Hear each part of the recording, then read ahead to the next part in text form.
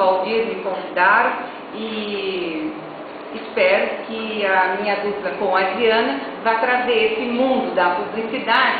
Nós vamos ver que nós vamos continuar nas mitologias, mas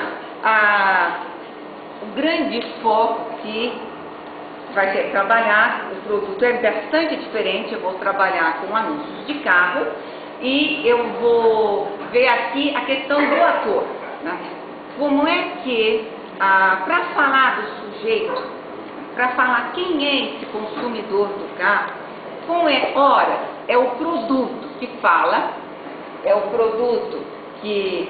Eu vou dizer, o Fiorin sempre diz que essas coisas não funcionam. Se eu não tiver as publicidades, eu não posso fazê-los penetrar, por mais que eu queira, porque eu vou advogar que... Aqui está funcionando, tá vendo? Ele adora. Eu já disse aqui para a Beth, viu?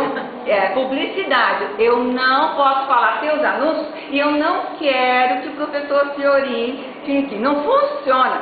Tudo tem que funcionar. Eu acho que já não está funcionando, porque ele